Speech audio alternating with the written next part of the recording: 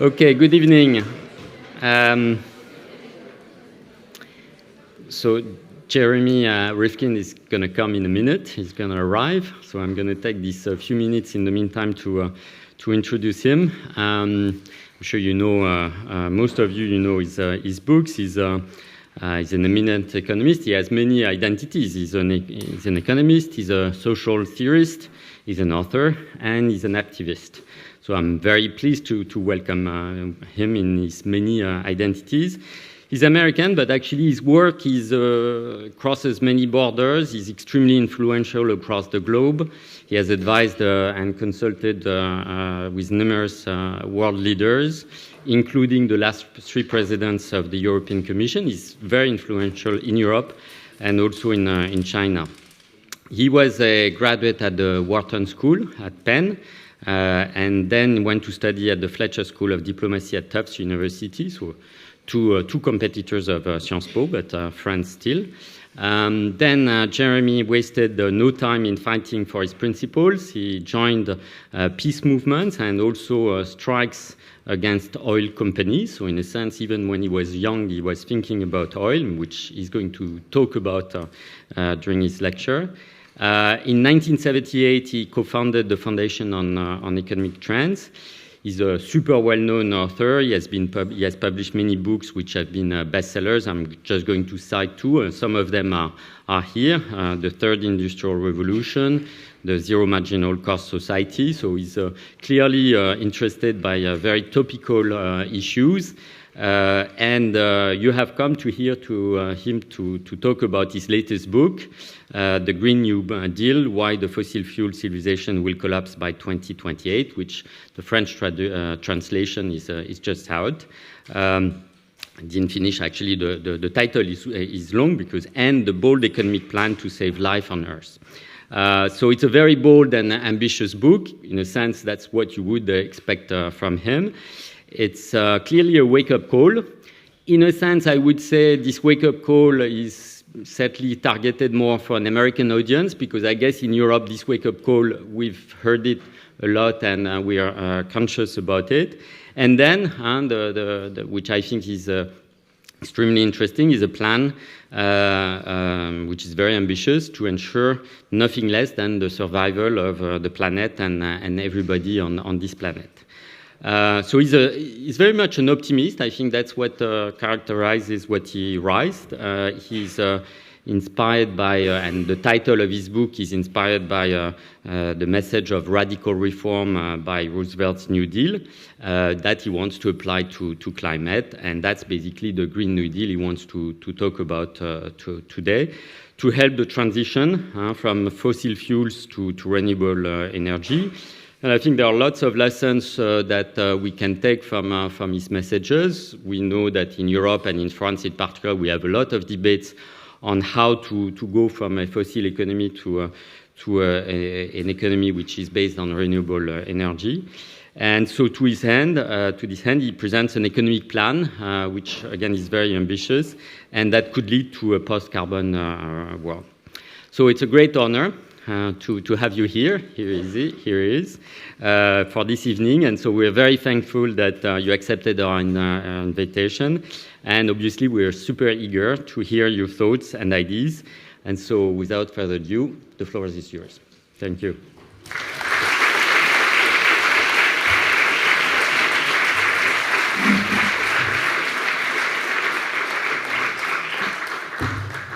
Do you want to come now? Or? Do you have it? No wire? No. Okay.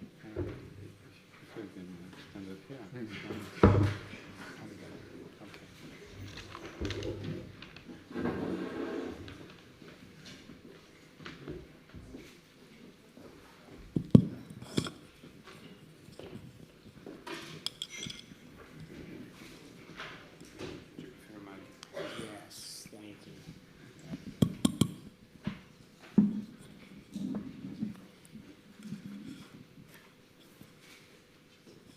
Good evening, everybody. I'm going to ask you to all put the cell phones away, put the iPads down. I know you're going to have withdrawal symptoms. We're going to have a nice, calm evening, and the photographer's in the back room. You have to be in the back.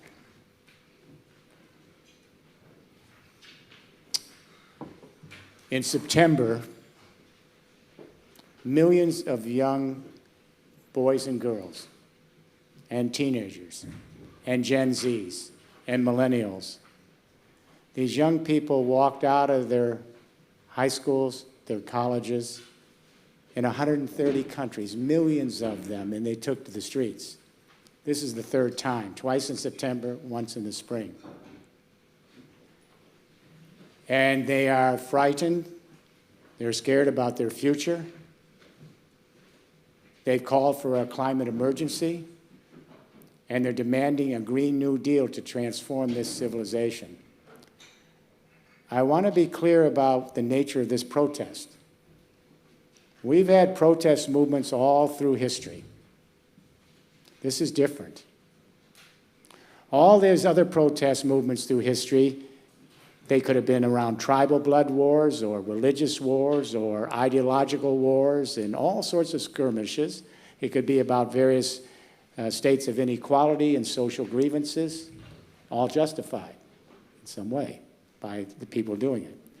This is different. This is the first planetary revolt of the human race in the 200,000 years we've been on this planet. This is the first time a cohort, a generation, has begun to identify themselves as a species, endangered species. This is the first time a generation has begun to see their fellow creatures as part of the evolutionary family. This is the first time a generation has begun to understand that human beings do not have total agency on this planet, far from it. And this is the first time a generation has begun to realize that everything we do, every single day, intimately affects every other human being, every other creature that we cohabit this planet with, and our lithosphere, our biosphere, our magnetosphere, our atmosphere, our circadian rhythms, our lunar rhythms, our circannual rhythms. We are part of a very, very complex and little understood planet where there's life in the universe. We're just beginning to understand how strange and wonderful it is.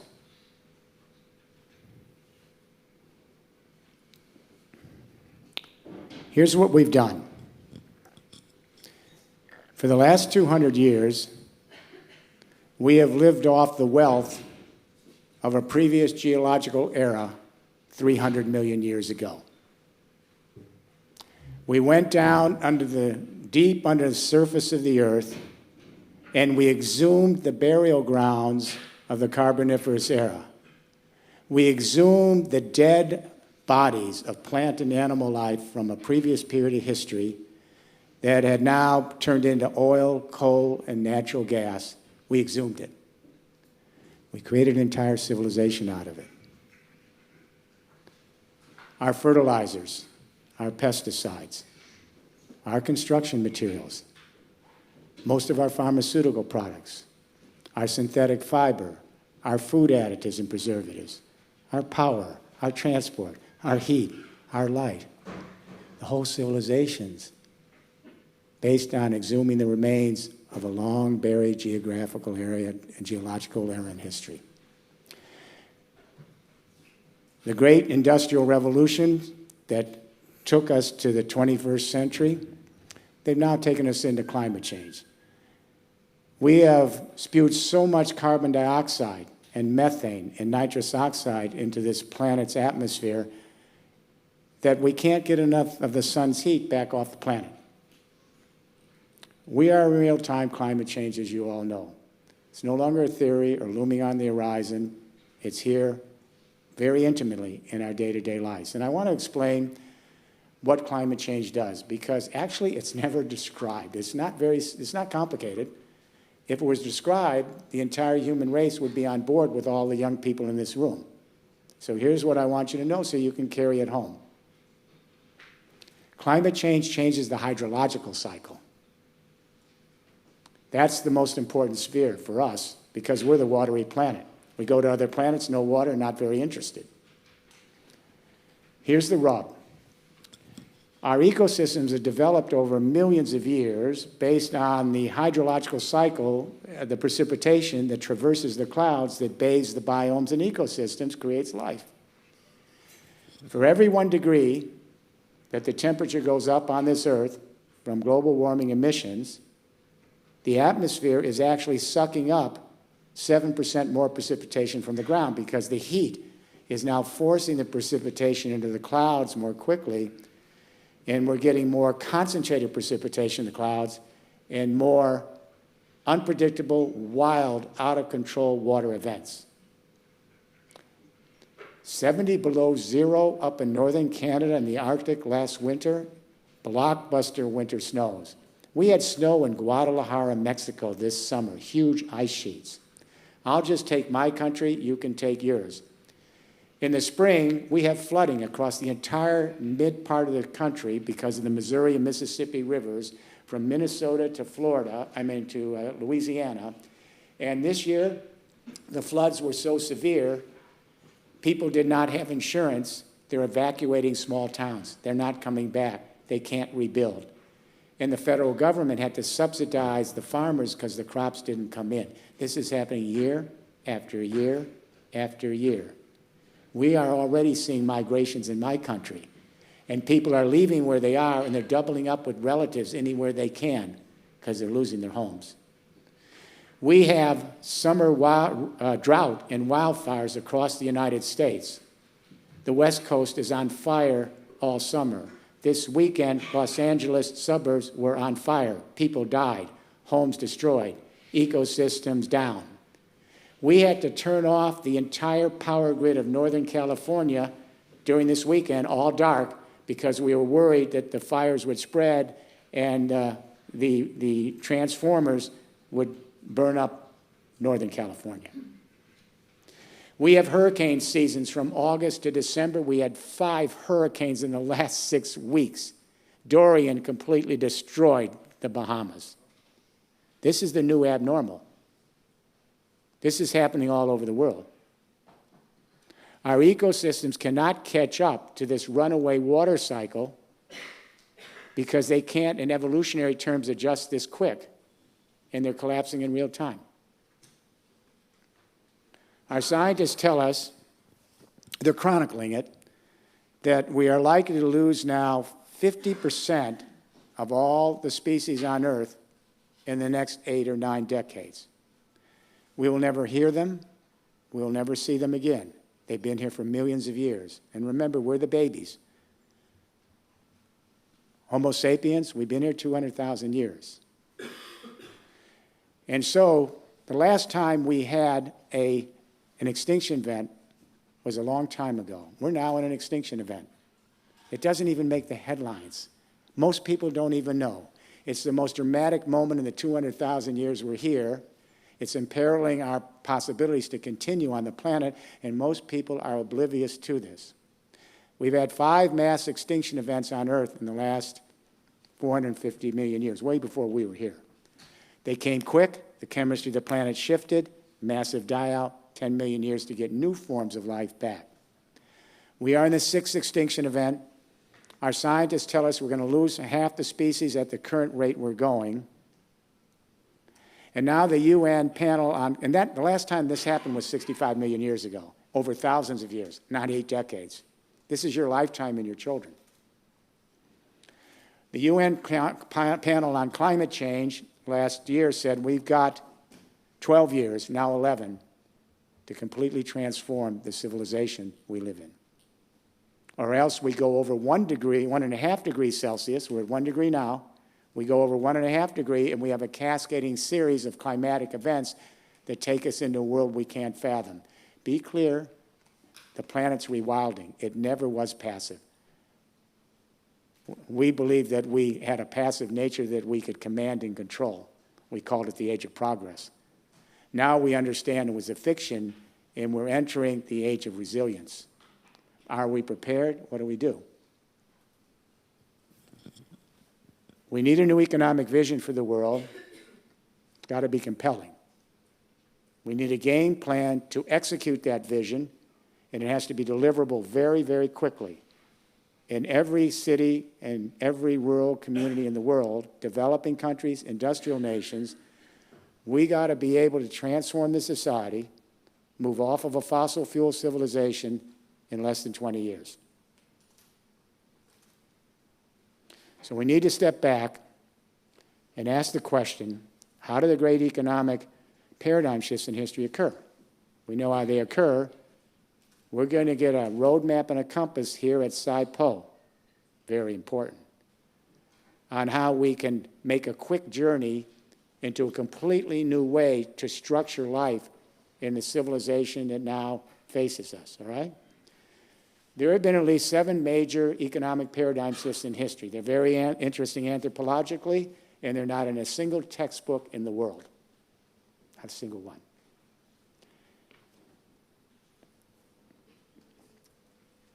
These paradigm shifts are infrequent, and they are always infrastructure transformations. And the reason they're infrequent is because 3 defining technologies have to emerge serendipitously in a period of time and converge to create a general purpose technology platform that fundamentally changes the way society manages, powers, and moves its economic life, its social life, and governance.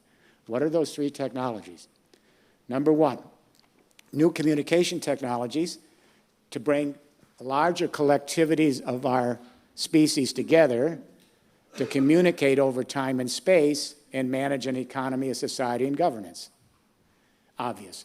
Number 2, new sources of energy to more effectively bring larger collectivities together as a social unit with the power, if you will, to manage the economy, social life, and forms of governance. And number 3, new modes of mobility and logistics to more effectively bring collectivities together so that we can move commerce, social life in larger units. When communication technology revolutions converge with new energy regimes and new modes of mobility and logistics, it changes the way a society and civilizations manages, powers, and moves its day-to-day life. Pretty obvious, actually, because what I'm really saying here is our infrastructures are really a social incarnation of what every cell and organism has to do, but on a big level. Every cell of every living creature has to have a way to communicate. Every cell and every organism has to have a certain amount of energy to maintain its non-equilibrium state against death. Every cell and organism has to have motility and mobility in order to function. And every cell and organism has to have a semi-permeable membrane, its skin, so that it can orchestrate its inners with its outers and be attuned to the circadian, circannual, lunar rhythms which guide the earth. That's what infrastructures do. It's not about just roads and bridges. So let me give you an example of this. The first industrial revolution in the 19th century, Britain, second industrial revolution in the US in the 20th century. The Brits take us into a convergence of communication, energy, and mobility. Communication, they went to steam power printing. No more manual print presses from Germany, too slow. Steam power printing allowed us to produce lots of print very cheaply for the first time in history. That gave us textbooks for something new called public schools. We could never have had universal education without cheap print for textbooks. Newspapers, magazines, brochures, catalogs. Then the Brits laid out a telegraph system in the last half of the 19th century. Steam power printing and the telegraph in Britain converged with a new source of energy, coal, harvested by the same steam engine they used for the printing. Then they put that same steam engine on tracks and rails, locomotives, national transport. This changed our built environment, our semi-permeable membrane, and we began to move from small cities and large rural areas to dense urban industrial environments because of hub-to-hub rail traffic. This revolution changed our temporal spatial orientation. Every one of these infrastructures in history do. Imagine when you start to go from traditional manual print to steam power printing, or you go from a horse to a locomotive. or you go from peat and wood to coal. These are huge shifts in temporal spatial orientation because we're bringing larger collectivities together as a social creature. The infrastructure is a prothesis of our own organisms, our own bodies. That's what this is all about. The first industrial revolution, because we brought larger collectivities together, allowed us to go from small free cities in Europe to large rural areas to national markets, because we had the sweep. National markets gave rise to nation states to secure those markets. In the second industrial revolution in the United States, 20th century, the telephone. The telephone was a big deal. I know everyone thinks the internet is a big deal. Try to imagine for the first time in 200,000 years, out of nowhere, people are talking into this device and someone's talking back 1,000 miles away. That's why, have you ever heard the term phony? Someone's a phony. It came from phones because they thought it was magic. They actually didn't believe it was a real voice. The telephone, later radio and television for marketing, those communication technologies in the United States converged with a new source of energy, cheap Texas oil. Then Henry Ford put everybody in the internal combustion engine for transport and mobility. We moved from dense urban environments with railroads to interstate road systems, suburban build-out, shopping malls, travel and tourism, and the whole world took that model through the 20th century. That second industrial revolution peaked in July 2008. That's when oil hit 147 a barrel that month, and the entire global economy shut down, totally quiet. That was the great economic earthquake of the industrial era of the fossil fuel civilization. The financial collapse, the subprime mortgage collapse 60 days later, that was a little aftershock because you couldn't keep the fictional economy going when the real economy turned down. Why the real economy? Everything's made out of fossil fuels. When oil goes over at 80 a barrel, all the other prices go up. When oil goes to around 110 a barrel, the purchasing power slows down. We are now in a convulsive endgame for the fossil fuel civilization, and the industrial infrastructure is built off of it. Does anyone here think we're in the sunrise of the fossil fuel era, or the crest, or even the plateau? We can smell it's dying right in front of us. I'll get back to that. And where we have oil, we have failed states and authoritarian states, with the two outlier exceptions. The United States, the #1 fossil fuel power in the world. Canada, #4. They keep saying they're for climate change. They hide, and then every year they're putting in the pipelines and the gas and everything else. So where do we go from here? I'm going to share a little anecdote. When Angela Merkel became Chancellor of Germany, she asked me to come to Berlin in the first couple of weeks of her government to help her address the question of how to grow the German economy, create some jobs on her watch. When I got to Berlin, the first question I asked the Chancellor, I said, Madam Chancellor, how do you grow the German economy when your businesses are plugged into a second industrial revolution infrastructure of the 20th century made up of centralized telecommunication, fossil fuels and nuclear power, internal combustion, road, rail, water, and air transport, and that infrastructure to manage power and move the economy, society, and governance peaked in its aggregate efficiency in every industrial country in the world around between 1995 and around 2004 or 5. Let me explain something. I'm going to take a little more time tonight because this is SciPo. Economists are wondering why our economy is slowing down. And of course, they use a very crude way to explain growth, productivity. It was a crude tool just about how much output you can put out there. So if you build prisons, that's part of the productivity and the GDP. If you have toxic waste dumps to clean up, that's part of the productivity and the GDP, et cetera. So if you ask an economist what is the basis of productivity, they'll say better machines and better workers, right, SciPo? But when Robert Solow won the Nobel Prize for economic growth theory, he let the little secret out that all economists are ashamed and embarrassed about, but I'm going to tell you. He said, when we look at every year of the Industrial Revolution, these two factors, better machines and better workers, it's only 14% of the, quote, productivity. Where's the other 86%? The economists don't know. Is that shocking to you? They call it the Solow residual. But every engineer knows, every chemist knows, every biologist knows, and every architect knows. because the language you use in your disciplines is the first and second laws of thermodynamics. Not a single business, I teach at the Wharton School, the oldest business school in the world, and I teach the CEO 5-week program. Not a single business school, including mine, teaches this. Why am I mentioning this now?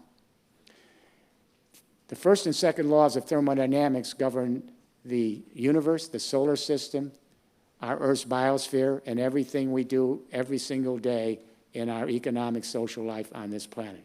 First law, all the energy in the universe is constant since the Big Bang. No new energies come in or left. The second law, true, but energy is always changing its form, but only in one direction, from concentrated, the Big Bang, to dispersed through the galaxies. From order, the Big Bang, to disorder through the galaxies. From hot in the Big Bang to cooled off in the galaxies. And entropy is a measure of the energy here. It's not available to do work. So, what does this mean? We take available energy out of nature. A rare earth's a form of material energy, and a metallic ore, a fossil fuel, and then we extract that from the earth, we ship it, we store it, we produce goods and services from it, we consume it, and we recycle it back to nature. That's the value chain. At every stage of conversion of nature's energy through our society and back to nature, we have to embed a certain amount of energy, even material energy, like a rare earth or whatever, into that good or service to get it to the next stage of its journey along the line, right? But in each of those conversions, we lose some of the energy in that conversion process. This is called aggregate efficiency. Aggregate efficiency is the ratio of useful to potential work in every conversion. This is the basis of understanding thermodynamics and how civilization wins and loses.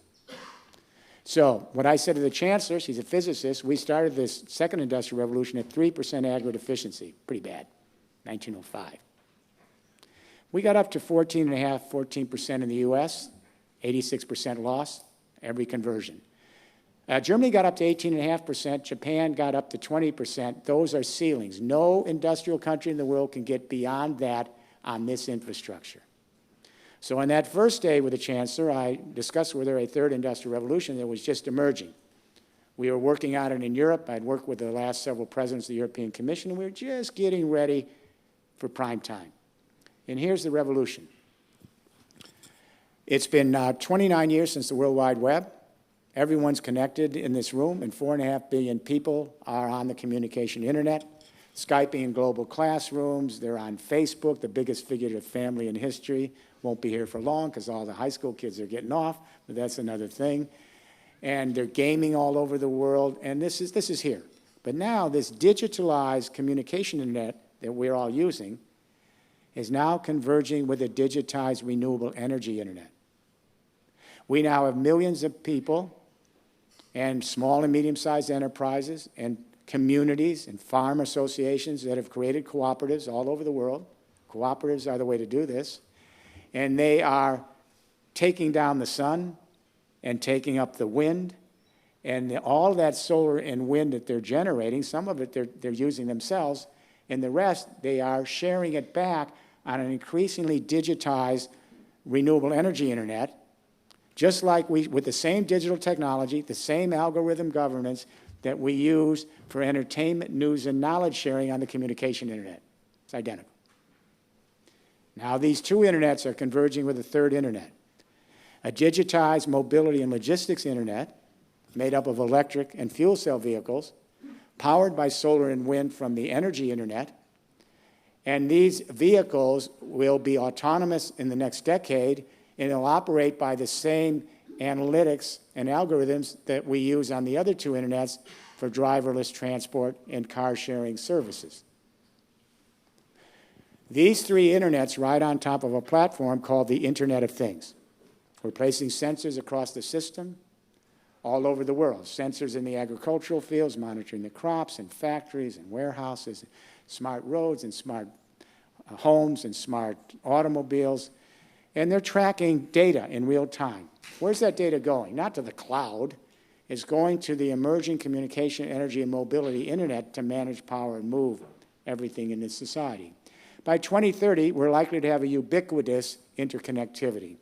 This is a prothesis, this infrastructure, of the human brain and nervous system, all right? Remember I said every infrastructure, communication, that's the brain. The energy you need, that's the power. The motility and mobility, that's the transport. So this time, the brain is Galileo and GPS. Those satellites are synchronizing billions of sensors, that's the nervous system. By 2030, we'll have created a global brain and nervous system that can connect the human race to manage power and move society all over the world, locally, continental, and global. And we're now setting up these energy internets. They will cross all the continents, under the water in the Atlantic. The studies are beginning, and they're beginning to look to deploy, and the Pacific and everywhere else. So as these three internets come in, the sensors are the buildings. Remember the first industrial revolution, urban and dense cores, the second, suburban build-out. In the third industrial revolution, the buildings are our semi-permeable membranes. Each building around the world is going to have to be retrofitted if they're already online to make them resilient in climate change. And they become nodes. They are the Internet of Things, the things. It's in the buildings primarily. Every building becomes an edge data center. How many of you have ever heard of the term edge data center already? It's brand new, and we're going to look back at Google and Facebook and Apple and Amazon and these clunky, huge, vertically integrated organizations. We're going to say, wasn't that cute? Because edge data centers are already moving to be put in buildings across the landscape, residential, commercial, industrial, institutional. Every building's a node. Every building's an edge data center. Every building is a micro power generation site for solar. We're putting solar in paint and glass now. Every building is a charging station for your EV, your electric vehicle. And every building, that EV and charging station is stored energy. So if there's a climate event and the power goes out, or a cyber terrorist attack or malware, you can go off these continental grids because this is distributed, and with no price at all, there's no technology you need here, you can quickly go off and re-aggregate in mini grids in your community and keep the whole system running. None of what I'm telling you tonight is theoretical. This is all happening on the ground, but not scaling quick enough. So this changes. Remember I said these infrastructure revolutions change your temporal spatial orientation? But that changes your economic model and your governance. And this is something you'll not see in a single textbook. It's common sense, though. Just before the Industrial Revolution, we had another paradigm shift that's not much talked about between the 1500s and the 1700s. What happened is the new communication revolution was the manual print press. No more codex. The new energy source across medieval Europe was windmills and water mills, thousands and thousands of them. They called it the people's power, because now the cities had more power than the aristocracy with the horses, all right?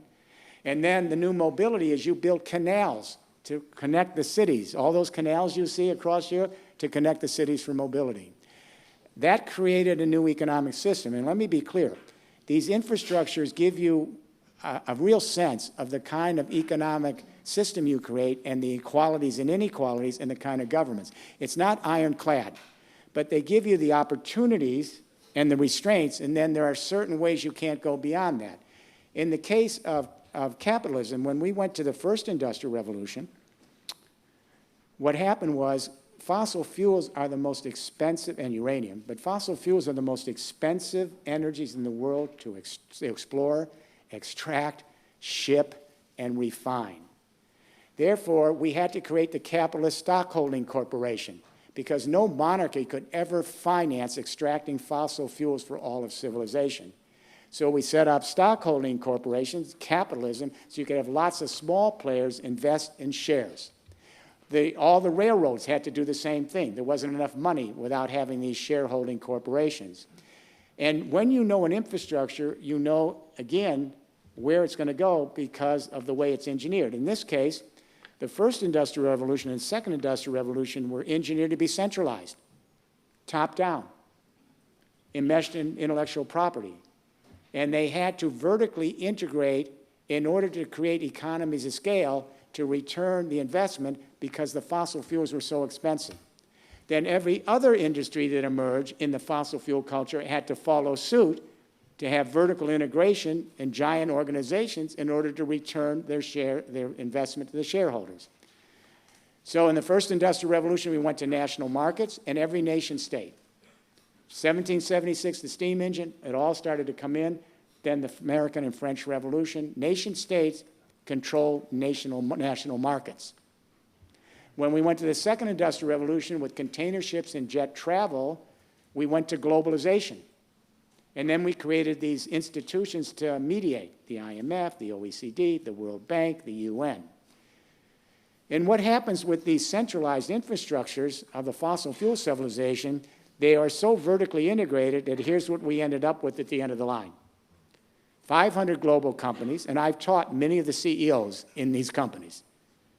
500 global companies, Fortune 500, and these 500 companies represent 1/3 of the entire GDP of the world. That's 500 CEOs. And they only have 67 million workers out of a workforce of 3.5 billion people. Does that tell you something about the inequality? And the 7 richest people on that pyramid this evening, 7 richest individuals on that pyramid this evening, that vertically integrated pyramid, their combined wealth equals the accumulated wealth of 1/2 the human beings living on this planet, 3.5 billion people. It was the nature of the infrastructure that gave you the possibilities, the kind of economic system, and the Soviets did it the same way with vertical integration. They just had it with the state. This third industrial revolution is engineered differently. And so that first generation of millennials in Silicon Valley, your older folks, some of them, I guess your parents or almost, they wanted to take big vertical integration and attach it on to a third industrial revolution that's distributed, open, transparent, because you want to get the network effect. That's how you move it, and you want to laterally scale. So this first generation, Amazon, Twitter, Facebook, they went that way. But what I'm going to tell you, in Greenport, Brooklyn, here in Paris at SIPO, in Seoul, Korea, in Berlin, we have a Gen Z generation, and they see it very differently. And that is, you're beginning to understand how you can be much more agile if you engage in very high-tech SMEs, small and medium-sized enterprises. You put them in cooperatives, which are democratic, so the revenue stays with the people within the cooperative, and you blockchain them and scale them virtually and physically anywhere across continents, across the globe. It's much more agile than some clunky, big, giant, vertically integrated organization that's trying to control the whole world and bring all the profit to them. They're going to be gone. They're going to be gone. This is what's in this room at SIPO tonight. You are the generation that's going to do that. So, where does it take us? As we move to this distributed, open, transparent, and laterally scaled infrastructure revolution, we're moving from globalization to glocalization. I watch it all over the world. My global team, we're in regions everywhere. And what's happened is it's not just Catalonia and Quebec and Scotland.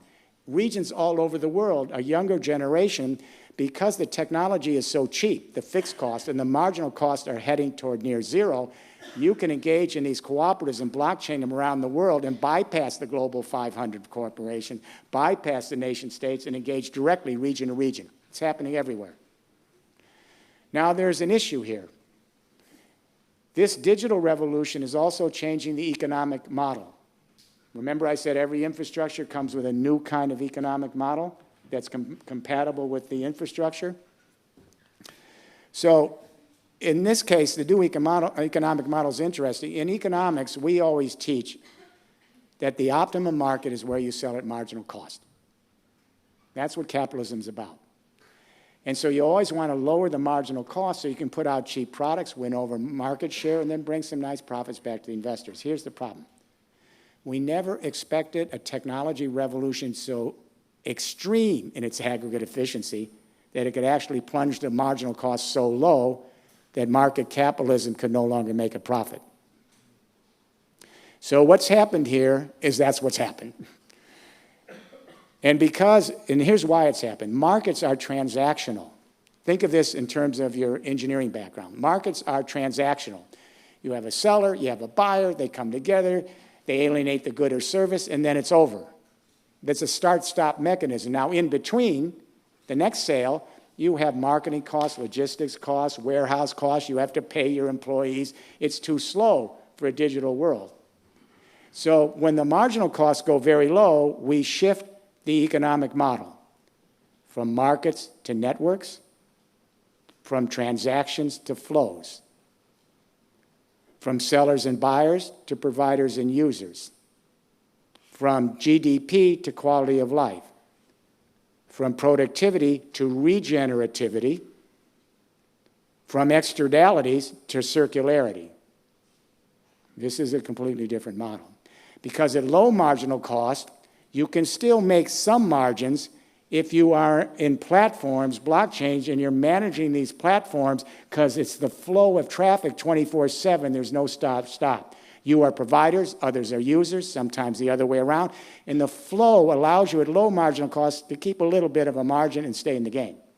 Some of the margins are going so low, it's leading to the sharing economy, near zero marginal cost.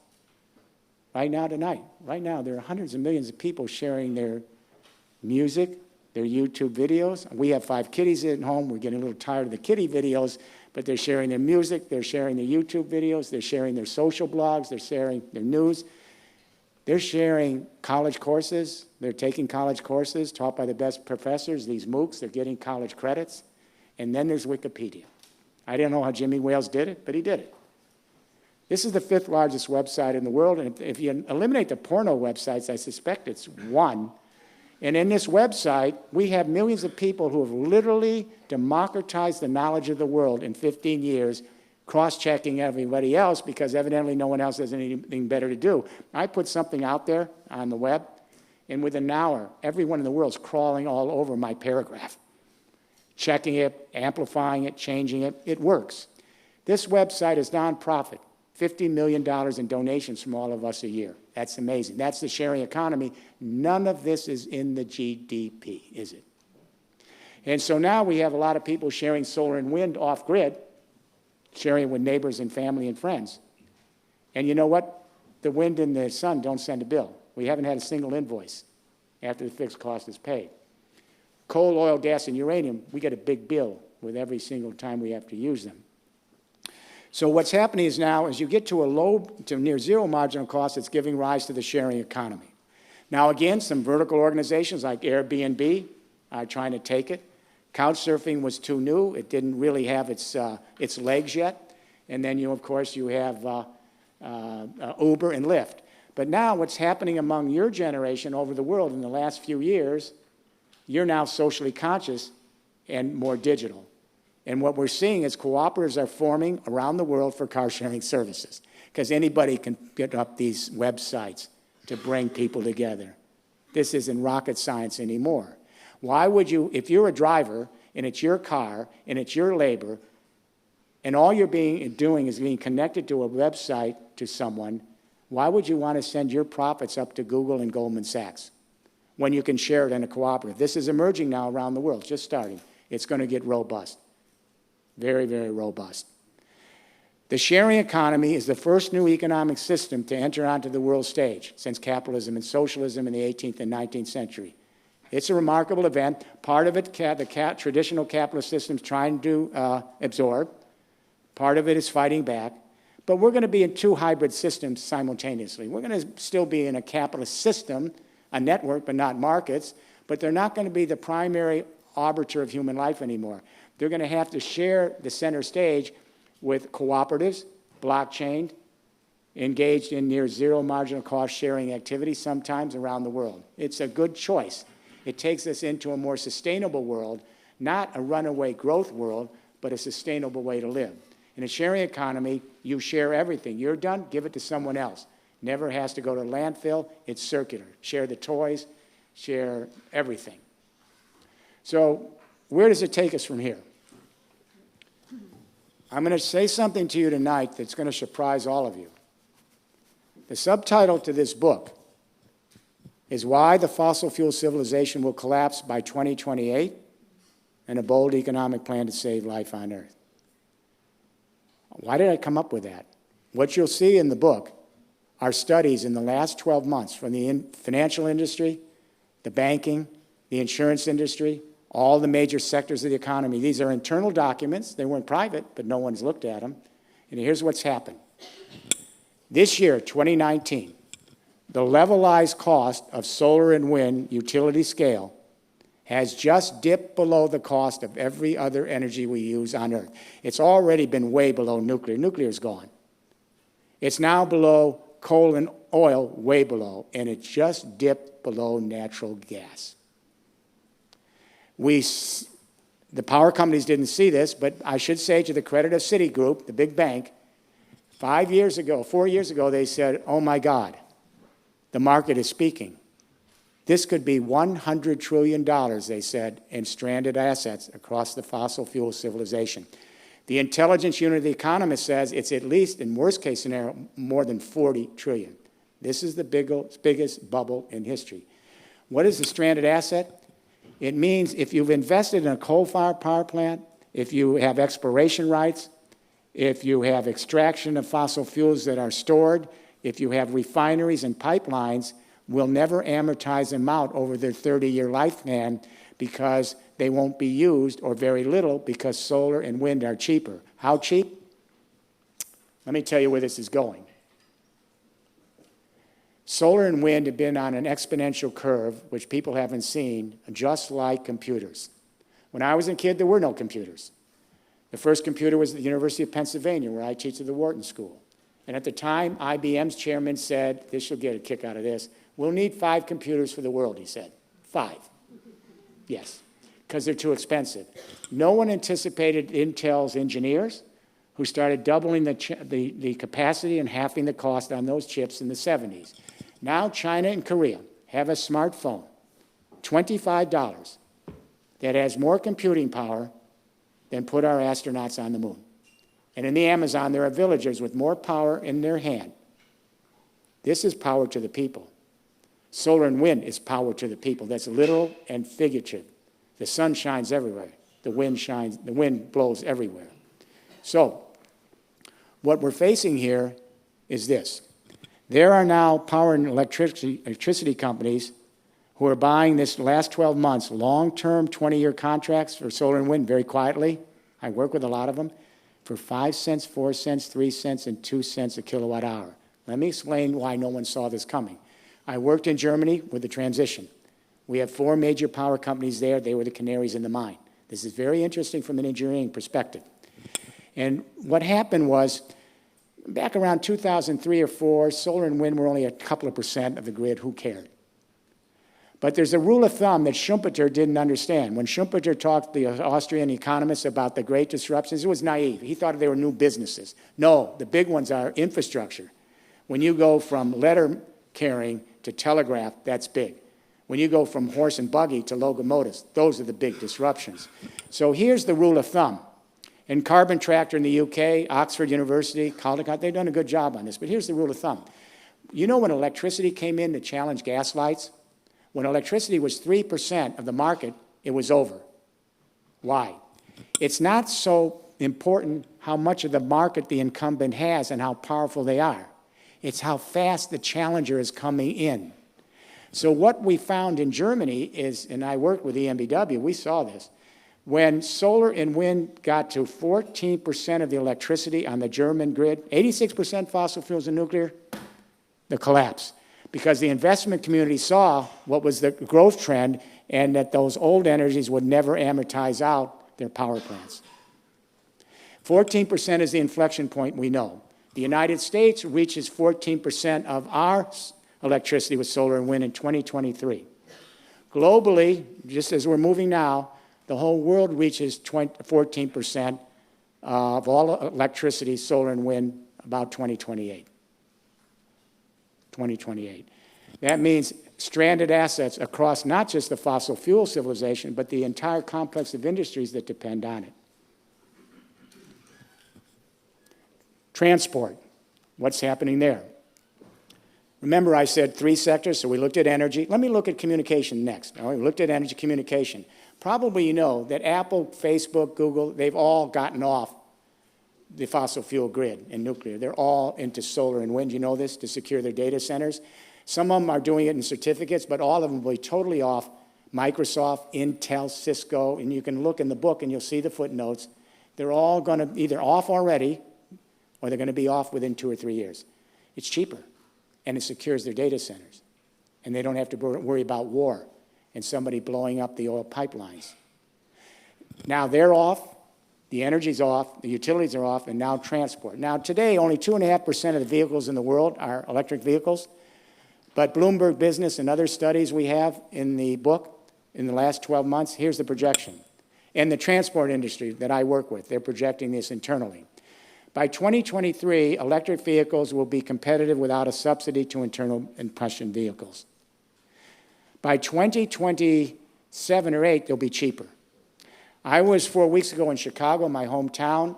They brought in, they have an annual meeting of all the chief technology officers that control the powertrains of all the transport companies in the world. And we laid out this narrative. They already knew they were doing the parts. They just didn't see how it fit in the big framework. By 2028, 20% of all the annual vehicle sales will be EVs. It's cheaper. Now, let's go to the real world. Volkswagen, the largest manufacturer of vehicles in the world, in June, they announced that the last internal combustion platform ever will be, I think it's around 2027. It's the last one, they announced. They have just committed 80 billion euros, one company, to move on electric vehicles. They say they'll put out 22 million, 1/4 of all production annual sales by 28. They've just joined with Bechtel, and they're putting in 35,000 charging stations in the next 4 years across Europe. BMW, Daimler, they're doing the same, and there's some real innovations. For example, BMW has got an electric vehicle that will use no rare earths. Everyone's worried about the rare earths. They're not going to use them. They already have the batteries. They get 450 kilometers before fill-up. And let me go on just a bit of a tangent here for just a second. Everyone's worried about all of the earth we'll still have to use. We are going to eliminate with car-sharing services, and the transport companies I work with know this. We have 1.3 billion vehicles in the world. Making and selling vehicles has been the biggest single contributor to extracting the planet's resources, the metal, the rubber, it goes on and on. Our studies in the transport industry show us we are moving to autonomous electric fuel cell vehicles, and they will be shared. Instead of one person, 1 hour a day, it'll be 4 people all the time with algorithm governance taking them to where they have to go and packaging. And the auto companies are going to keep the vehicles. And then on a provider-user network, you're going to use them. And because they're the solar and wind electricity, the energy will be near zero marginal cost. The bodies of these automobiles, they're already working on it in the auto industry, all the companies, will be fabricated, 3D printed, recycled material, cheaper, all right, and lighter. So here's where this goes. We consume 90 million, so let me just say, we're going to eliminate 80% of the vehicles with car sharing. So we're going to only end up with 200 million. That is a huge saving of the planet's resources, correct? And so this is going to happen within the next 20 years, 25 at the outside. We consume 90 million barrels of oil a day in the world, 93 million. 2/3 of it goes to transport. By 2028, the inflection point. Do you follow me? The market is speaking. And the market didn't do this alone. Let me tell you what did this. Government. The European Union put in a 2020 formula in 2007 for mandates. I was privileged to do the resolution for the Parliament. Chancellor Merkel and the Commission did it for the Commission. And we came together. Our quotas were higher, of course. But they came in with a 2020 formula, and the real big 20 was 20% renewable energy mandate. States can give premiums. If you set up a co-op, we'll give you premium for sending your energy back. What this did is it created innovation, all sorts of cooperatives forms, and they got the technology costs down, down, down, down. Then Premier Lee, President Xi, Premier Lee, this was just serendipitous. Premier Lee announced in his biography when he came into office, he had read The Third Industrial Revolution, the book, and he instructed the National Development Reform Commission and the State Council, move on the narratives I'm talking to you about tonight. They move so quick. I've done 4 official visits working with the various leadership. 12 weeks after the first visit, they announced $80-some billion to completely digitize the state grid. That's the biggest grid. And they dropped the cost of solar and wind even more, so it's even cheaper, and now we don't even need subsidies. Fossil fuels and nuclear are still getting billions of dollars of subsidies a year. So it's the government that did it, but now the market is speaking. $11 trillion have now come out of the fossil fuel complex in 4 years. Does that sound like a stampede to you? At first, it was just universities and little foundations. It was ESG, Environment, Science, Governance. But then what happened is this. The pension funds roared into the game. Now, Karl Marx would probably be flipping his grave about what I'm telling you because he would never have understood this. You know who the capitalists are in the world? They don't even know it. In fact, almost no one knows it. The biggest pool of capital in the world today is the $41 trillion of workers' pension funds. That's their deferred savings invested on their behalf for retirement. How many knew this? 41 trillion. Astounding, isn't it? They just don't know that they're a class. They don't, but they're now finding out. Hold on a minute.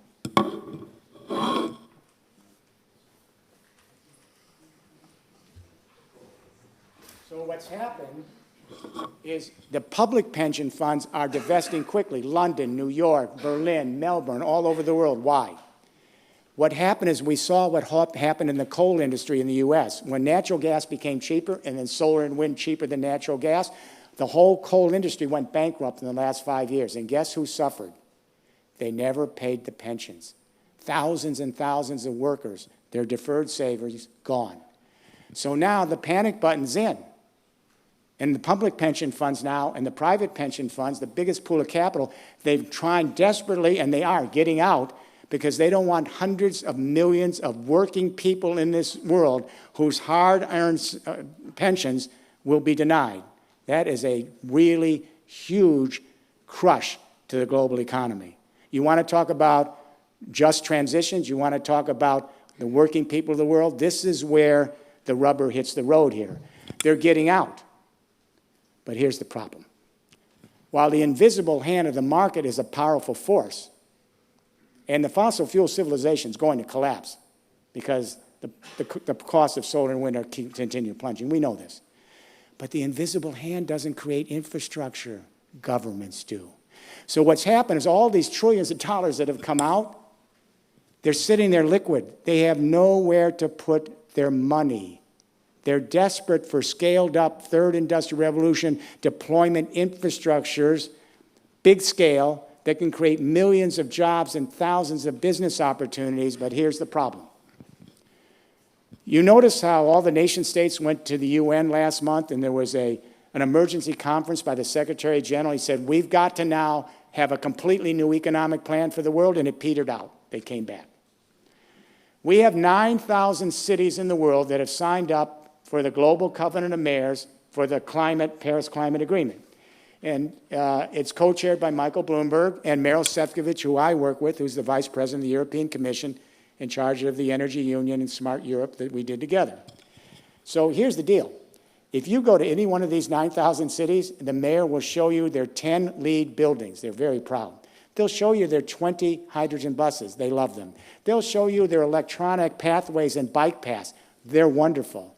They're all pilots. They're not scaled. So we have trillions and trillions of dollars escaping from the fossil fuel civilization, and they're desperate for scaled projects. You know there's only one scaled project in Europe now? Anybody here from the UK? It's the Thames sanitation tunnel, you know, to remake the Victorian sanitation of London. It's the only one in the EU. Why is this happening? All of our Democratic nominees in the U.S. for president, they have come up with Green New Deals, correct? But they're a romantic playback to the FDR days. And all of their Green New Deals say we'll have a program here, a program here. None of them have this narrative of putting together the infrastructure. Just we'll throw some money into the EVs over here and some retrofitting over here. The federal government will deploy it and finance it. That's okay if you were in a centralized second industrial revolution infrastructure where the national governments were vertically integrated to control. So in FDR's day, they put in the big dams. They hired millions of people. That's not the way it happens anymore. At the end of the first day with the chancellor, she said to me, we'll have the third industrial revolution, and I like this for Germany. And I said, well, why do you like it?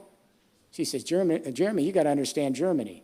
When you talk to me about a distributed, transparent, laterally scaled infrastructure across Germany, we are a federal republic. Our 16 regions run their economies and infrastructure. The national government creates the codes, the regulations, the standards, the incentives, and the carrots and the sticks, and the alignment. That's it.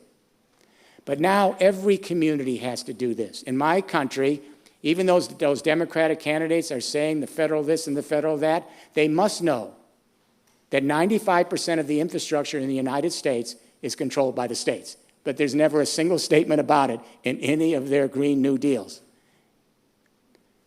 The reason it has to be this way, and we found this out in the EU, in 2017, I joined Maros Sefcovic, the vice president, and Markula, the president of the regions. There's 350 regions in Europe. They actually also control their infrastructures to a good extent. So your country, France, and all the other countries give money to the EU, then the EU gives it back to the regions, and they have to build out the infrastructure. The basis of why we do this is something called the subsidiarity principle. How many have ever heard of it here in Europe? It's the basic heart of the Rome Treaty for EU, and most people have never heard of it.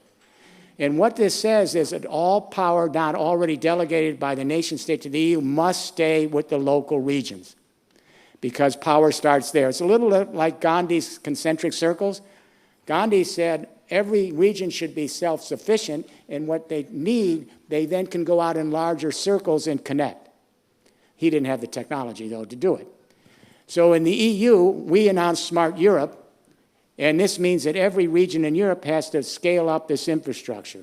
How many know of the work we've done in Hauts-de-France? Okay. So President Pécheron, when it was Nord-Pas-de-Calais, came to our global group and said, will you do a plan for us? We're the oldest industrial region in France. We're the coal mining region. We're the Rust Belt.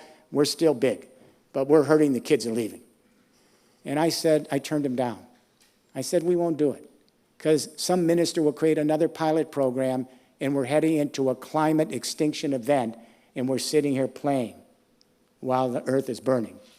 I said, however, if you want to go back to the region and get every local chamber of commerce, every trade union, every university and high school, every civil society organization, they're all on the same page, and we'll do this together, come back. I never thought he would do it, frankly. He was a pretty tenacious guy. He came back, and he said, we've done it. And I said, we still won't do this for you. But I'll tell you what we will do. We want you to set up a peer assembly of thousands of people indirectly contributing their ideas, and 300 people on this peer assembly to work with the government. You decide who's on the assembly across all of the cohorts and generations, like a grand jury for a year, and we'll work with them, and they create the roadmap based on this construction side, but customized to their needs, their children, their grandchildren. Focus groups, stakeholder groups, they're total BS.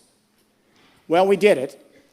The peer assemblies created the roadmaps, and then they're in the 6th year. Now, 23 cities in the Rotterdam to The Hague, the petrochemical complex, we've done it there. They've done it, and same with Luxembourg. Now, are they scaling up yet? Not yet, but in the 6th year, they have 1,200 projects, thousands of people employed. They've retrained the grandchildren in the mining region. I've been there many times. They're solarizing and retrofitting and making more money. They're not yet at scale, but they have 10 major projects. What do we need now? Green banks. France has to create a national green bank. Every region in France has to create a green bank, issue green bonds. The pension funds, the family funds, the institutional funds will come to your table. You do not have to beg. Give them the infrastructure. The reason we need peer assemblies, this isn't all about technology. Many of you know I'm not a Silicon Valley utopian. I've been critical of a lot of technologies. We started the GMO debate in 1980 out of that, my office. Technology can enable, but you need something else. In this case, we need new governments. Every community is now in a disaster mode. Every community in the world is affected now by disasters.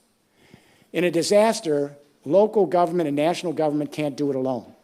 When there's a disaster, I've only been in one hurricane, not a really bad one, but bad, not too bad. In a disaster, the whole community comes out. The government calls on the community, and the NGOs come out, and the chambers come out, and the labor people come out, and the churches and mosques and synagogues come out, and they're engaged in real fraternity and solidarity. This is where the empathic impulse in our neural circuitry, which is our strong suit, this is where we join each other and risk ourselves to help our fellow human beings. These are ad hoc peer assemblies. They just form. But what's happening is climate change is now affecting every community all the time. So now, after there's an event, they get together now and prepare on how they adjust to the next event. It's kind of like pragmatist science, Dewey. And that is an event, adapt, prepare. An event, adapt, prepare. So they're starting to form these peer assemblies, but now they have to be formal because governments come and go. But these peer assemblies need to be here across generation lines, grandparents, parents, college students, and babies in high school, all right? This is the key for disaster resilience. There is no central government that's going to be able to handle the magnitude of what's coming to you in this room. This is the rewilding of the planet. And if governments don't set up these peer assemblies and they have to be ongoing, people are going to feel more abandoned every time there's a climate event. They're going to feel alone, and they're going to get scared, and they're going to be prey to all sorts of weird movements. This is the way we create the solidarity as a social creature, and every community has to be responsible for its biosphere, 19 kilometers. Now let me go to the president of your country for a minute. President Macron, and I'm not talking about anything else except this one incident. President Macron a few weeks ago was the only world leader, so I give him credit for this, who stood up and said to Brazil, "My God, stop the fires in the Amazon." Remember? Stop. This is the lungs of the planet. These forests are absorbing the CO2 emissions. This is all of us now that are affected. What the president did, and I think he must have intuitively understood it, as all of you do, because the younger generation, that we never were a geopolitical world with all these borders and passive territory and nature. The biosphere doesn't honor borders, the sun, the wind, the rhythms of nature. So what he was saying is he was thinking in terms of biosphere consciousness, wasn't he? Then the president of Brazil, this is our sovereign territory, geopolitics.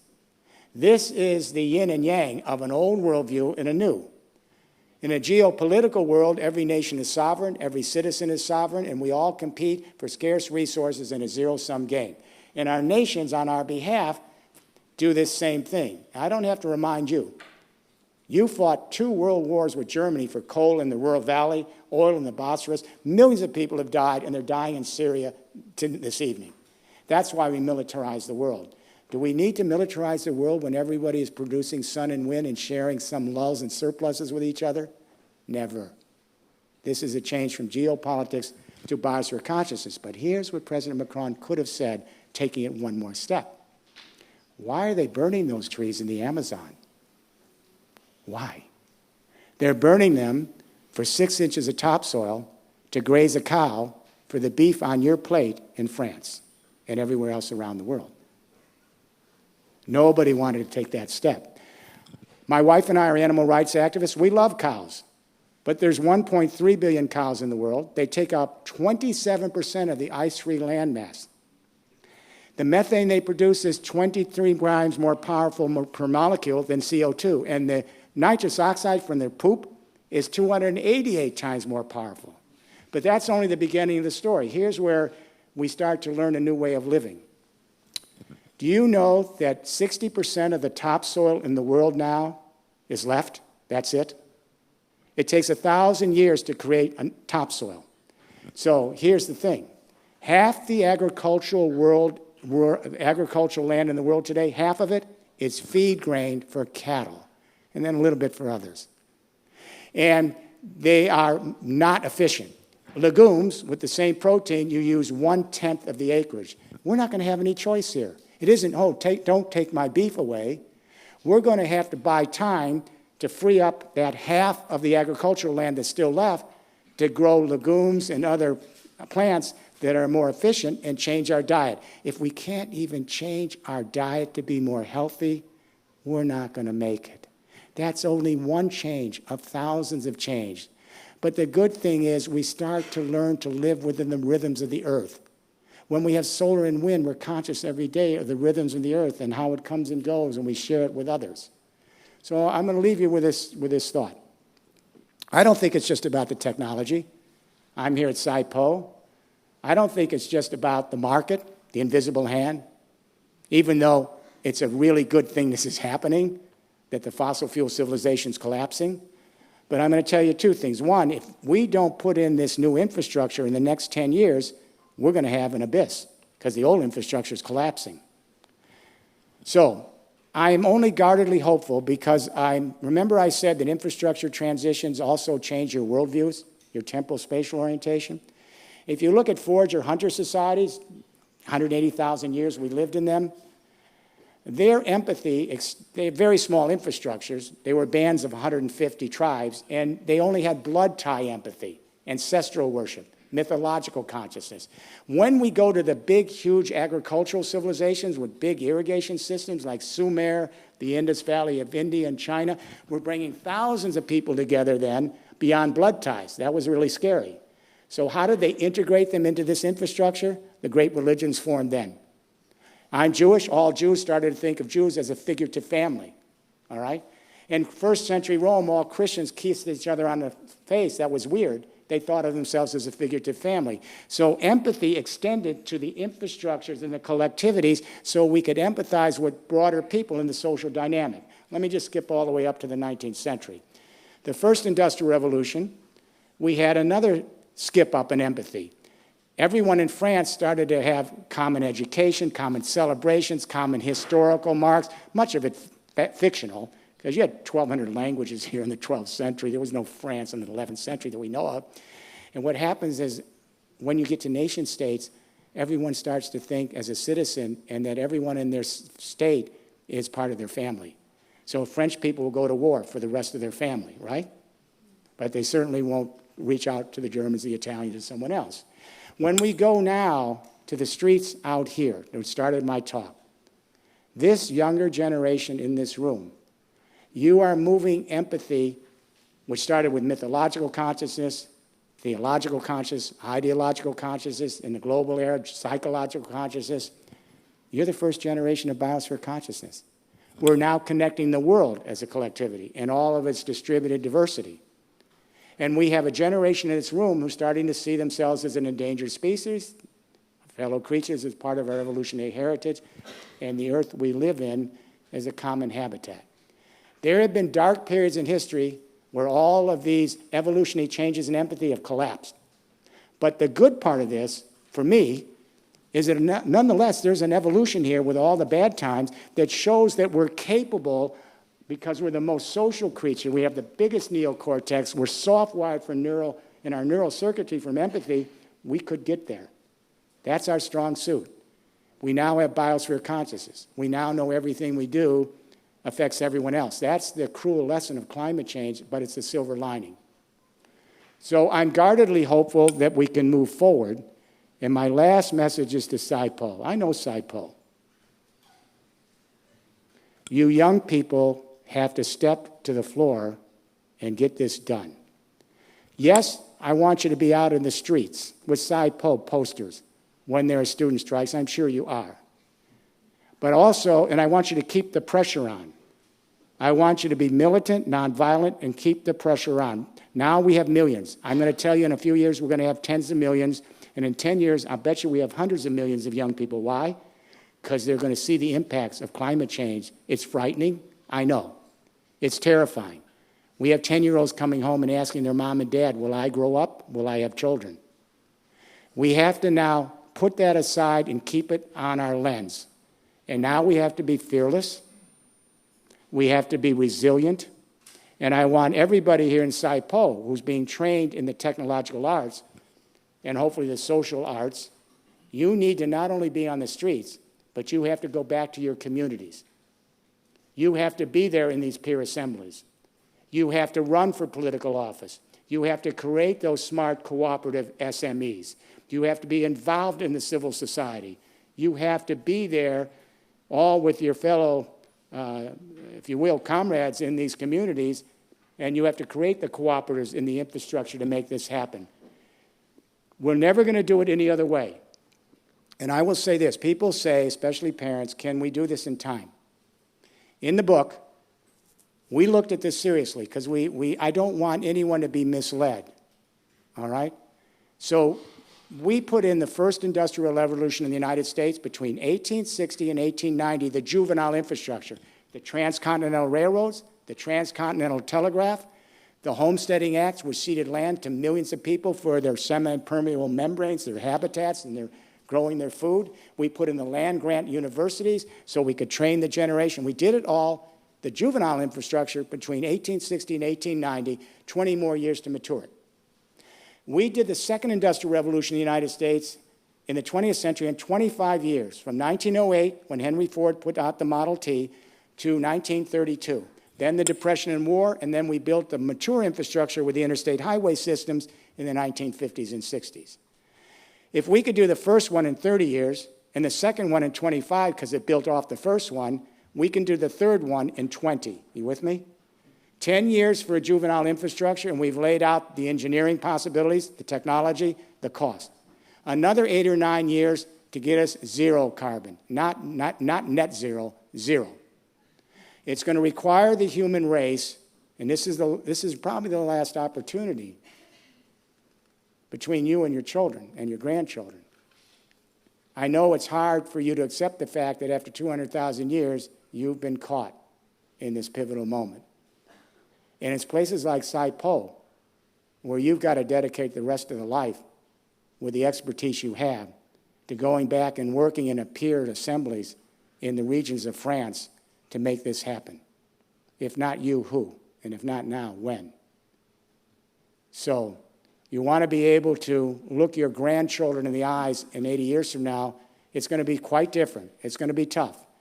But you can at least say what you did, and hopefully we have an opportunity now to begin again on this planet, to find our proper stewarding role with the rest of the creatures who deserve their moment here too, and to learn to live lightly on this earth.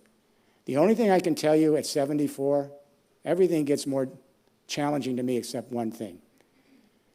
This life, this thing called life, is so mysterious. We don't see it anywhere in the universe. We've taken it for granted. Now that we're endangered, we're starting to appreciate ourselves. We need to take that empathic response in our neural circuitry and build this out and begin to learn to live in a different way and begin to see our fellow creatures as part of our family and to re-heal the planet. And hopefully to live in a world that, although it's rewilding, will allow us to be here and continue our sojourn with many of our fellow creatures. SciPo is the place to start this, and I'm counting on all of you in this room to lead this in France. Good night.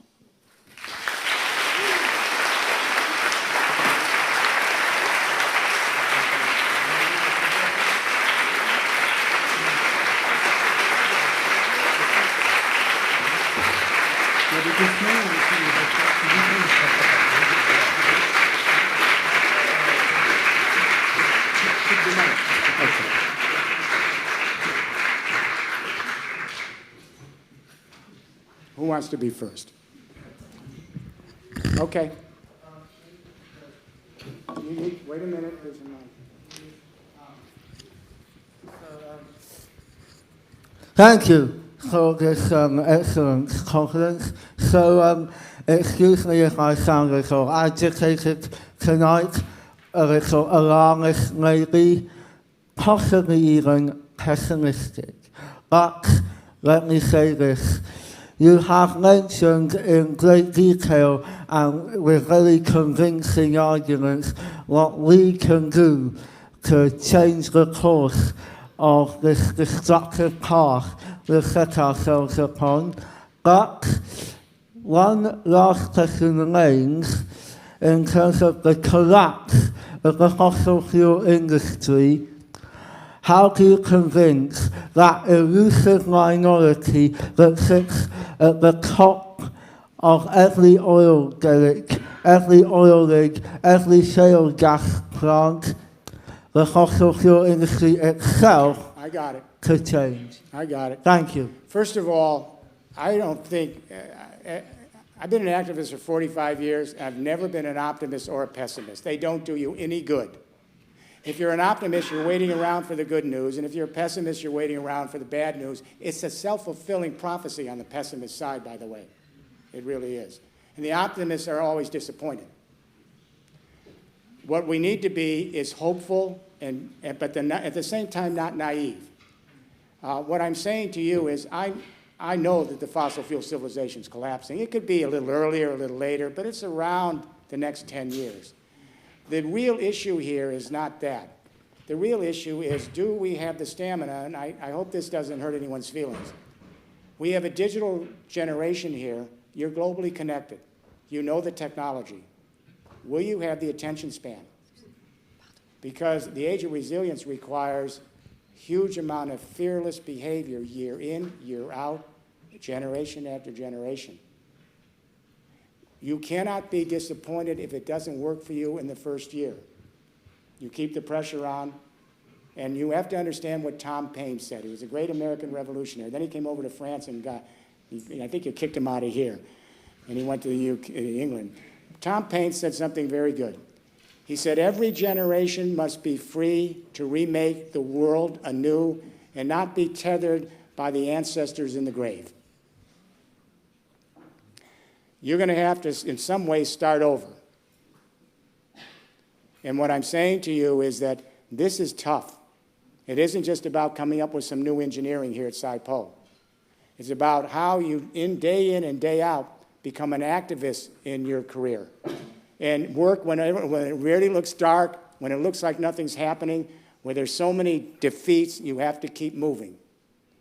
Because climate change is going to test the human race like no other moment in history. That's my concern. Be tough, be fearless, be resilient. Don't worry about setbacks and don't worry about the fossil fuel industry. It's going. Worry about the kind of world you can create in your communities with the technology and with the sociology and with the new kinds of governance. That's what you got to do. You got to stay tough. Yes. Thank you very much. I have a question on centralization versus decentralization issue. A little slower. Go ahead. Centralization versus decentralization. Distributed, not decentralized. Okay. Yeah, sure, we don't want a few vertically integrated companies to capture all the network externalities, but don't we need some form of central authority to foster big projects like space exploration or nuclear engineering? Well, I'll leave space exploration aside. We now have to deal with our planet. I don't know how many people here, but I really don't think we should be spending a lot of our money and resources to go to space, where there's nothing up there that's going to help us save life, here or there. That's an escape route. I'll spend a moment on nuclear power. I usually don't like to because it's so gone as a technology. Nuclear power makes up 20% of the energy of the planet. All right? The expense of nuclear power plants, it's $112 per megawatt hour. Solar and wind are in the 29 to 39. They're all stranded assets. The moment you put them up, you'll never amortize these plants. I think a little over 40% of the fresh water in France is going to cool nuclear reactors. This is the big problem.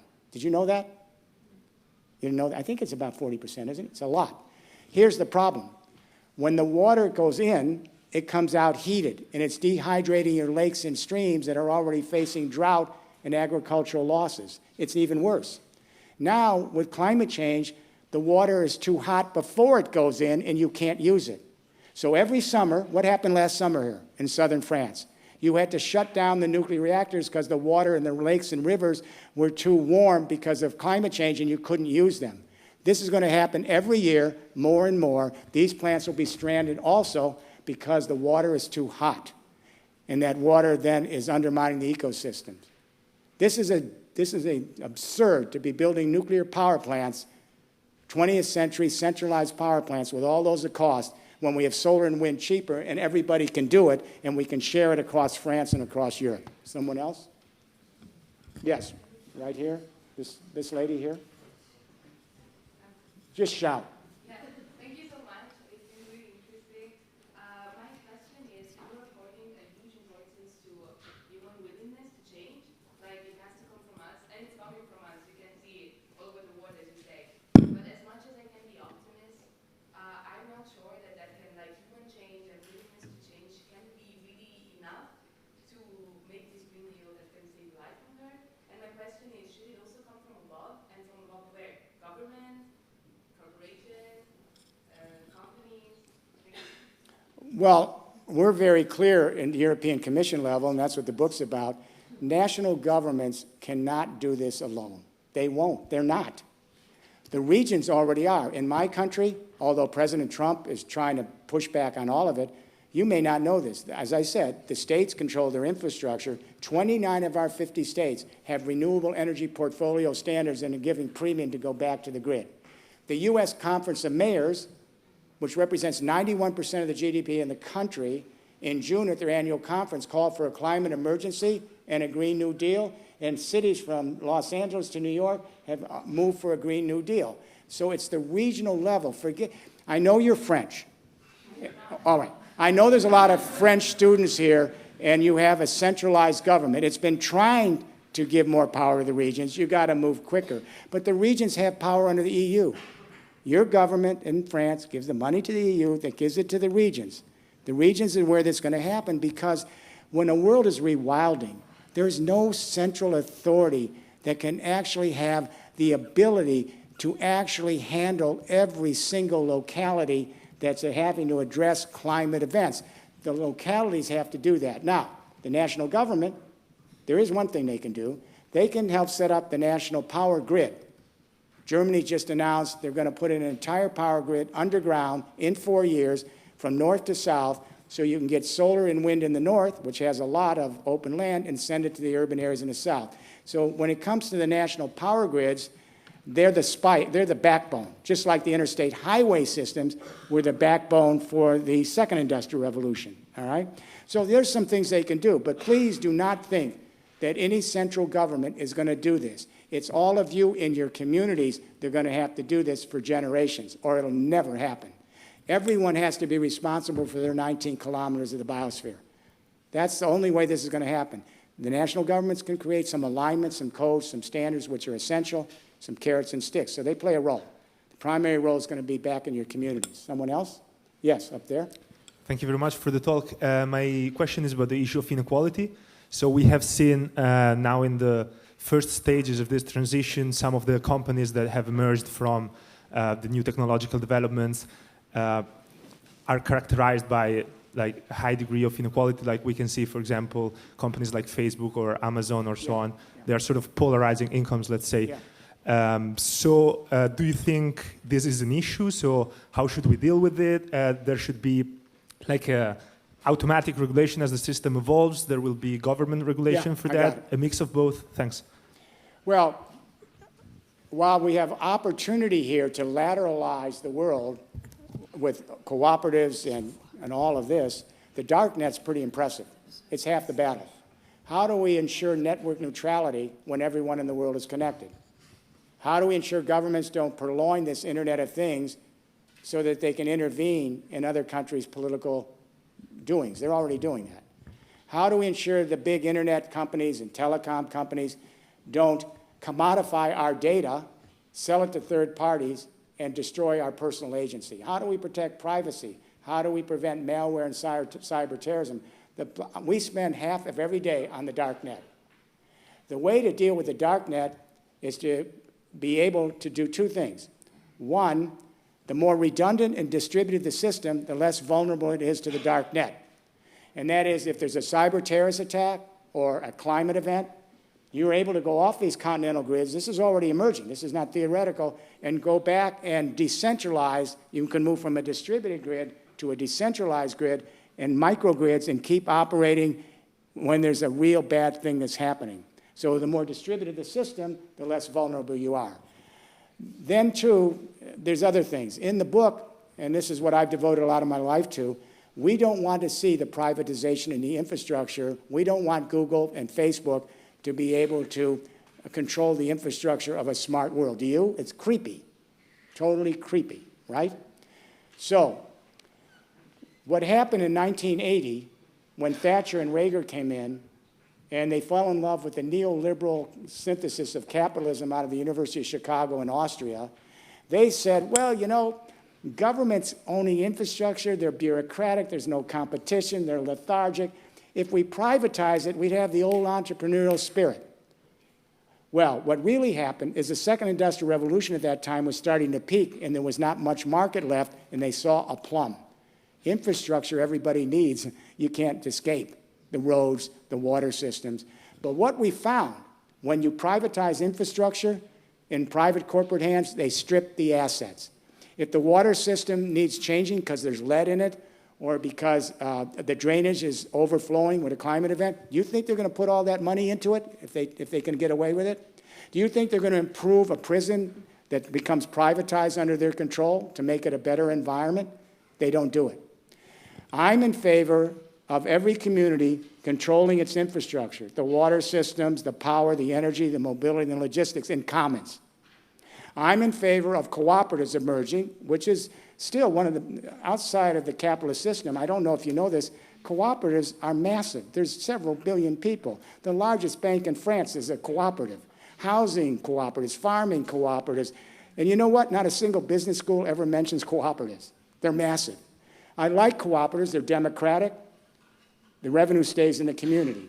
So I like commons that are controlled by the community, so you, in peer assemblies, you decide in your community how much data, when can I opt in and out, what is acceptable, what threatens our ability to have agency, what things will we say no to.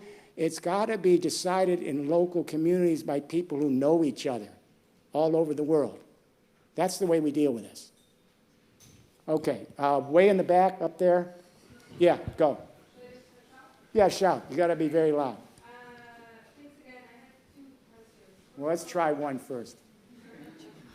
Go ahead. Okay. So the first one is basically, is there an example of already implemented kind of high-tech SME cooperative?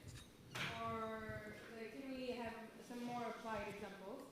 And, okay. And the second one, this is, okay. And the second one, actually, I was just wondering where... Let me do the first one first. Okay. There are unbelievable high-tech cooperatives that are distributed around the world. Have you ever heard of Mondragon in Spain? No. AMPO? These are massive cooperatives. They're huge. They are much more powerful than a lot of the industries in Spain. They've been around 30 years, and they are democratically controlled. There's so many types of cooperatives. If you go to France, your Crédit Agricole, that's a cooperative bank. It's the biggest bank in France, correct? Mm-hmm. I could go endlessly. The reason you don't know this is because this is the best kept secret in the world, that cooperatives are responsible for the lives of maybe 1.5 billion, 2 billion people, but the business schools don't want to touch it. They're democratic. They stay in the community. No profits to a third party. So look up on Google the history of cooperatives and where they stand now. You'll be shocked at what you were never taught at the university. Okay. Can I ask a question? You had one. It's got to. Let me go to someone else. Okay. Wait, down here. Okay. Good evening. I represent an older generation of school. I used to work We forgive you. I used to work for the chemical industry, Yeah. successful producer of PVC. So are you predicting that because the fossil fuels model is out, plastic will be completely out, or do you see any place for sustainable plastic Yeah. in the future? So what we've done, this hits home.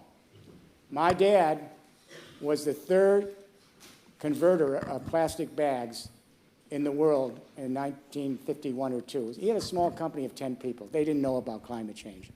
But what's interesting about his company, this little teeny company, it went down in the Great Recession because the price of oil went up, the price of plastic went up, the recession hit, and no one needed packaging. And we went out of business in 50 years. He didn't know back then. None of us knew this.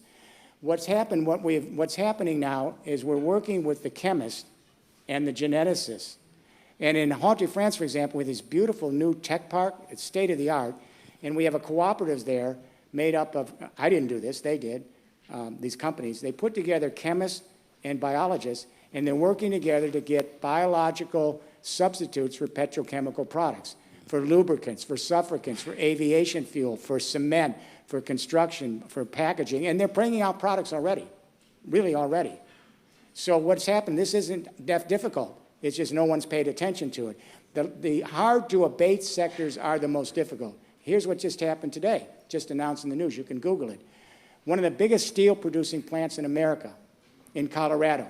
It built out the entire West with steel. It's been around since 1870. They just announced that they have just invested in massive solar around the entire area of the building, and 95% of the steel production will be solar and wind at zero marginal cost. They're doing it right now in the field. This is all the things that are happening. That's pretty good. So what I'm saying is I agree with you that we're going to have to find substitutes, and everyone's on it. Why? The market. The market is speaking here. Yeah, I'm going to take someone younger here. Where are we? This young man over here. You have to be much louder. In economic classes, we keep talking about economic growth. Is it realistic, or do we have to stop talking of economic growth? Well, you know, I mentioned several examples in my talk. The planet can't sustain the kind of runaway growth that we have now. I think the scientists tell us we're living as if we are in 1.5 to 2 planets. We only have one. So remember I mentioned the beef situation, you know, and that we have to take half our agricultural land and move it from feed grain to legumes. That's just one thing. There's so many ways to lower the sustainability and actually have a better quality of life. All right? We need to share everything we have. So, for example, this is just a small thing, but it's a big thing. Parents today, in your generation, a little older, with children, babies, they're in these toy sharing networks now, all over the world. And they go up and they have a one-time entrance fee, and then they can get any toy by age group to their child, all right? Now, why is this interesting? Before this, a parent would say to their 7-year-old daughter, who always believes Santa Claus bring the gifts, they would say, we bought this toy from you. This isn't Christmas. We're giving this to you. This is your property. This is not your brother's toy. This is not your sister's toy. This is your toy. You're responsible for taking care of it. The child is learning property. But you know what she's really learning? Aha, I heard what Mom and Dad said. This isn't my brother's and sister's toy. Mine. Power. Negotiation. They'll never use it unless I get something back. There's nothing wrong with property in some ways. But now these new parents are going up and subscribing to sharing websites. They bring the toy home, and this isn't scripted. They're just saying to their little 7-year-old, look, another little child had this toy. By the way, they cleaned them. Don't worry about it. Another little child played with this toy, and the other little girl really loved it. She had a good time with it, and she took really good care of it because she knew one day you'd want to play with a toy. So you'll want to take good care of it because one day another child will want to play with a toy. The child is learning the toy is not property, it's not possession, it's not territory, it's not power. It's an experience that then let others to share. So not being scripted, we've got parents all over the world who are coming to a more sustainable lifestyle, share everything, nothing has to be put away forever or set down into the landfill. These are the normal day-to-day things that we don't think about that change our consciousness. And I see some of the mothers and fathers here are shaking their heads, yeah. They have to deal with all those toys that are used for 2 days, and then they end up in the basement for the next 20 years. Okay, one more. Okay, 2 more, because you seem to be anxious there. All right. You're wearing me out. I'm too old for it. Go ahead. Yeah. So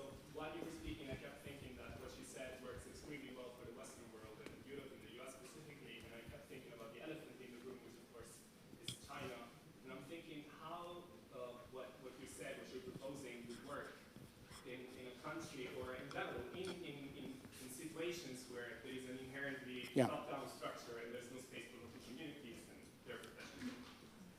2/3 of the solar and wind energy generated last year came from the developing world, not the developed world. Does that shock you? Here's why. We learned a lesson. We were blinded. It turns out in the developing world, their liability is their asset. What do I mean? The liabilities, they don't have any infrastructure. Therefore, they can build it from scratch, there's no special interest, and they can create brand new codes and standards. What we've learned in Europe, believe me, in China, is especially in Europe, when you have the old second industrial revolution infrastructure with codes, standards, and regulations for that, special interests that guard it, they block us from getting to the new codes and standards and building out the new infrastructure because of the special interests. So what we found in sub-Saharan Africa and India was very interesting. Cooperatives are forming, and mostly by women. Let me explain something about this. When you look, a lot of the world, 1 billion people have no light at all, no electricity. Where you find no electricity, you find very deep patriarchal family units where the women are the slaves, the children are the slaves, because they have to deal with the energy that maintains that way of life. We've never had a history of this, but what I think freed women in the West was electricity.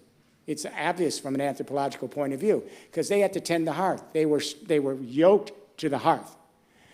So they only went through 3rd grade.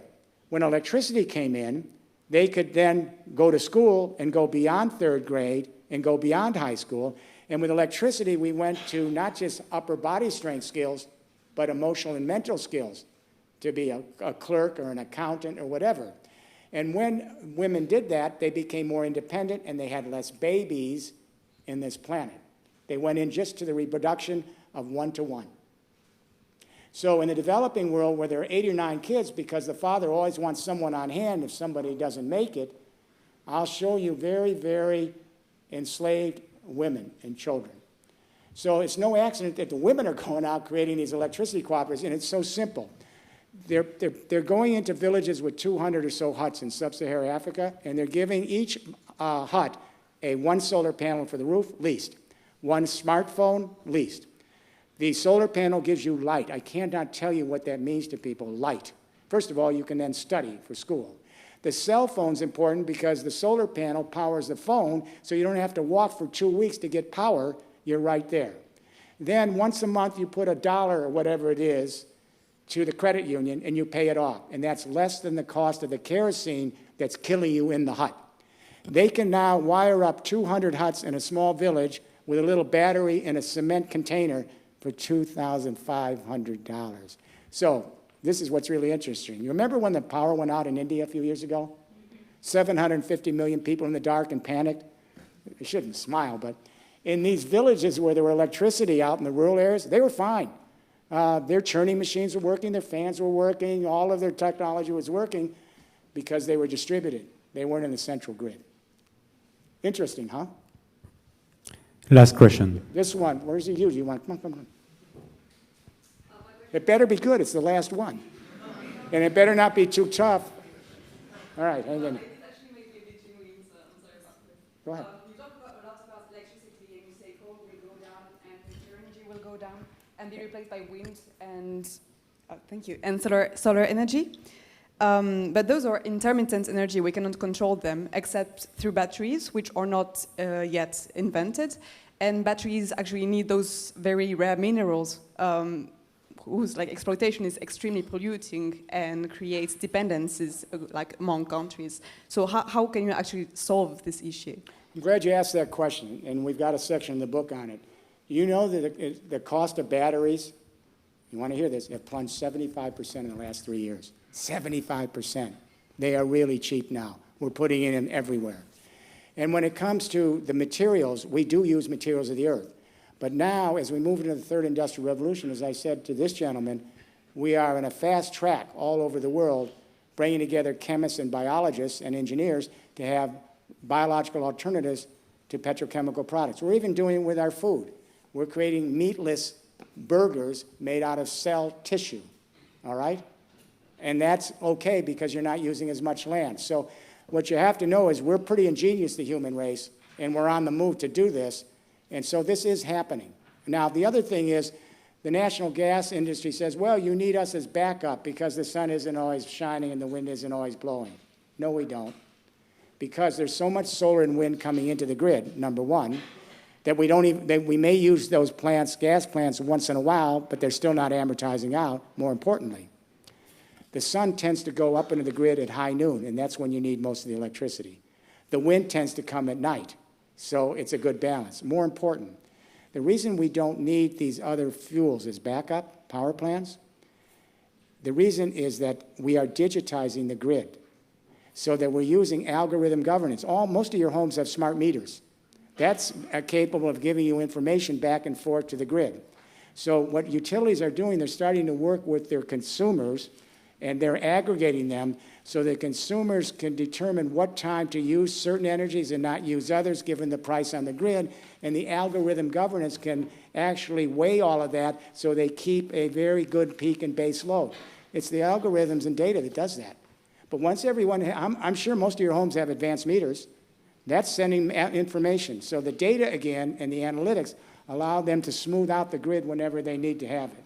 Next, the charging stations and the EVs. We're moving to massive EVs by 2028. Nous vous informons que le bâtiment va fermer ses portes dans quelques minutes. What is that? Merci de bien vouloir commencer à vous diriger vers les sorties.